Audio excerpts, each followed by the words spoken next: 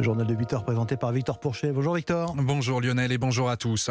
Ce sont des vacances qui virent au cauchemar. Un accident dans un parc d'attractions avait fait 2 blessés graves hier à Saint-Maximin. On l'apprend ce matin, l'un d'eux a succombé à ses blessures. Inès Zegloul, bonjour. Bonjour. Envoyé spécial d'Europe 1 dans le Var, c'est le maire de la ville qui l'a annoncé tout à l'heure. L'homme de 35 ans, père de famille, est décédé quelques heures après l'accident. Hier, il était justement en famille pour un anniversaire célébré dans un parc de loisirs installé à Saint-Maximin depuis le début de l'été.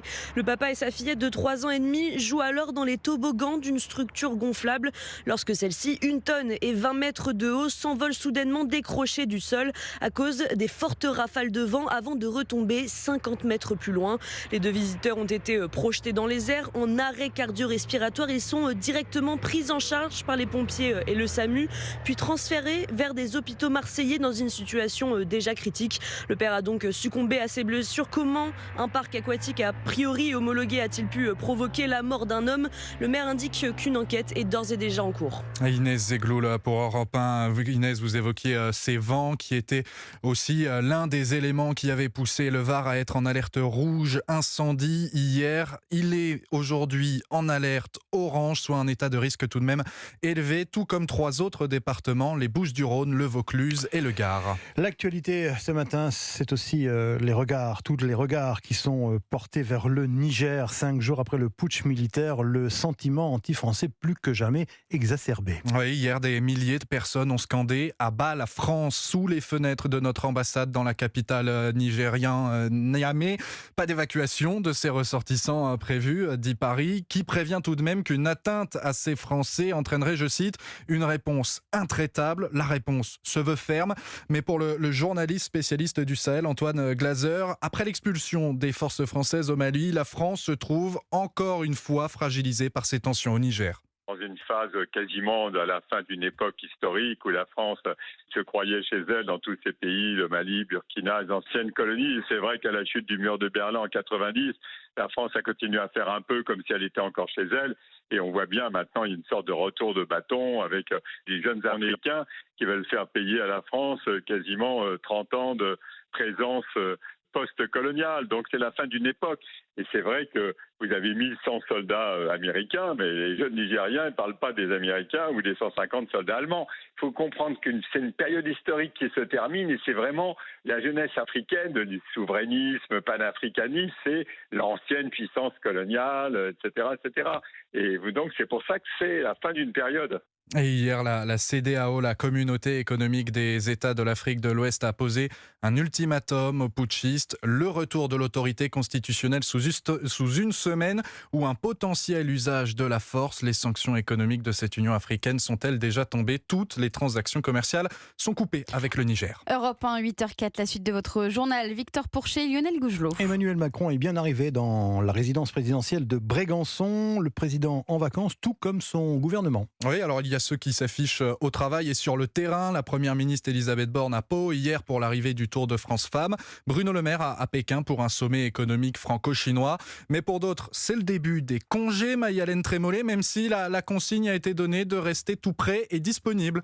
Oui, quelques règles ont été fixées par Matignon dans une circulaire au gouvernement. Les ministres doivent privilégier les destinations à 2 ou 3 heures maximum de Paris, si possible dans l'espace Schengen, donner l'adresse de leur villégiature et bien sûr rester disponible à n'importe quel moment au cas où. Comme l'année dernière, plusieurs ministres ont choisi de se rendre dans le sud-ouest. C'est le cas de Bruno Le Maire ou Clément Beaune. Gérald Darmanin sera quant à lui dans les Bouches-du-Rhône. Parmi les nouveaux ministres nommés, plusieurs comptent aussi sur la période des congés pour organiser la rentrée, comme Thomas Cazenave, le successeur de Gabriel Attal au compte public, qui en profitera pour étudier ses nouveaux dossiers. De son côté, la nouvelle secrétaire d'État à la jeunesse, Prisca Thévenot, envisage même de ne pas partir en vacances. D'autres ministres pourraient être sollicités pendant leur congé, comme Catherine Colonna au Quai d'Orsay, dont les vacances pourraient être perturbées par la récente crise au Niger, ou encore Christophe Béchu, qui restera en alerte tout l'été en cas de feu de forêt ou de problèmes liés au climat. Le ministre de la Transition écologique est attendu dans la journée dans l'Hérault pour une visite dans une région particulièrement touchée par la sécheresse. jeunesse. Les explications de Mayalène Trémollet pour Europe 1.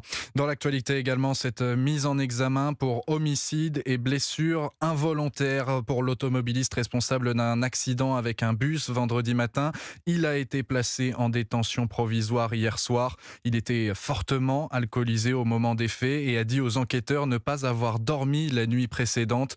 2 personnes sont mortes et 5 autres ont été grièvement blessées dans ce drame. Cette question maintenant, avez-vous bien fait votre déclaration de biens immobiliers aux impôts? Attention, vous avez jusqu'à minuit. Si vous faites partie des 34 millions de Français propriétaires de biens, rendez-vous sur le site impotgouv.fr. Cette plateforme, c'est nouveau et ça fonctionne avec quelques difficultés. Les bailleurs privés ont déjà eu le droit à un délai supplémentaire d'1 mois à cause d'une ergonomie à revoir, comme le regrette Bernard Cadot, ancien président du réseau Orpi, spécialiste de l'immobilier. Ce qui a rendu les choses compliquées, c'est que les bailleurs ne s'y retrouvent pas. Et le système en lui-même est très complexe. Par exemple, il faut indiquer la date de naissance du locataire.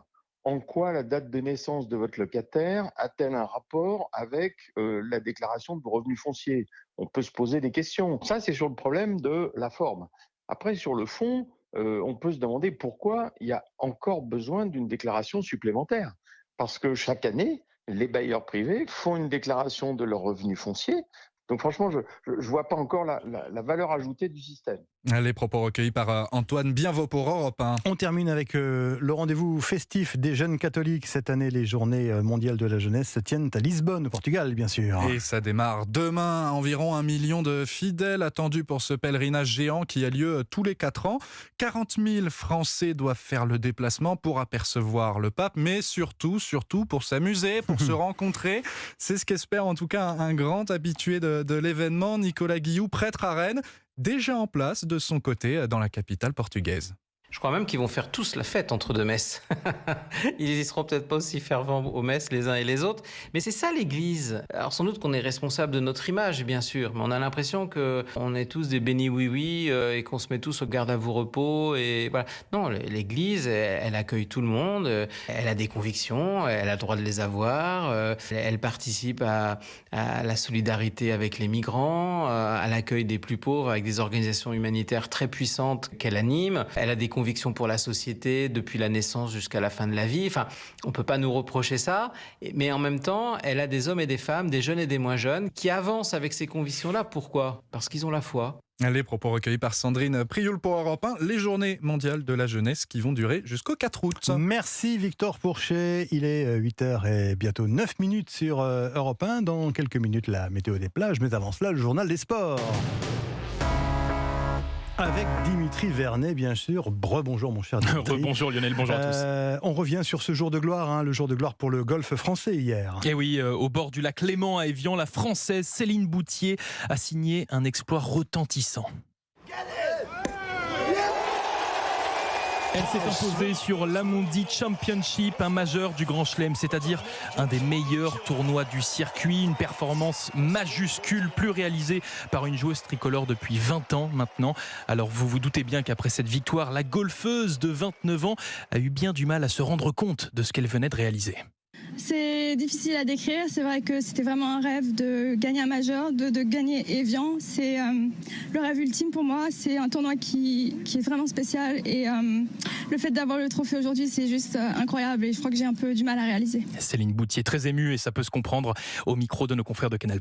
Le sport féminin à la fête hier puisque c'était également le grand finish du Tour de France Femmes. Et oui, dans le sud-ouest à Pau avec l'arrivée de la 8e et ultime étape remportée par la Suisse Marlène Reusser, suivie par sa coéquipière vêtue de jaune, la néerlandaise Demi Vollering qui à 26 ans devient donc la nouvelle reine du vélo. Côté tricolore, bilan bien plus mitigé cependant pour cette édition 2023. La meilleure française Juliette Labou se classe 5e. Seul vrai motif de satisfaction, le maillot blanc de meilleure jeune décroché par la cycliste de 22 ans Cédrine Carbaol. Dans l'actualité sportive, Dimitri, le chiffre du jour, c'est le 6. Et oui, exactement Lionel. Comme le nombre de médailles obtenues par nos Français lors des mondiaux des d'escrime tout d'abord, dont une dernière en argent acquise hier par nos sabreuses françaises. 6 médailles tricolores également lors des championnats du monde de natation qui se sont conclus hier. Bref, c'est plutôt de bon augure à moins d'1 an désormais des JO 2024. On termine avec le son du jour, je dirais même l'ambiance du jour, Dimitri. Oui, on parle football. Écoutez, c'était hier soir à l'aéroport de Marseille.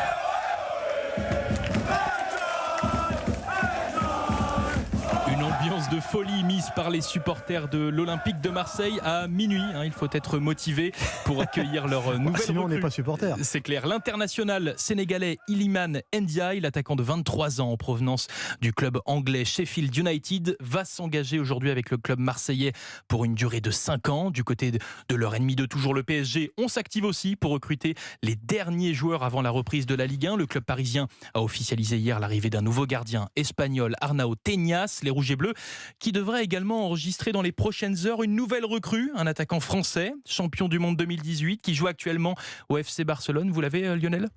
Dembélé ? Oui, exactement. Un certain Ousmane Dembélé. Il devrait s'engager avec le PSG selon plusieurs de nos confrères. Non, je pense que c'est une demande de Luis Enrique. Je pense que aussi. c'est forte pression de la part du nouvel entraîneur parisien. Ah oui, pour faire venir Dembélé au Paris Saint-Germain. Merci Dimitri Vernet. La météo des plages.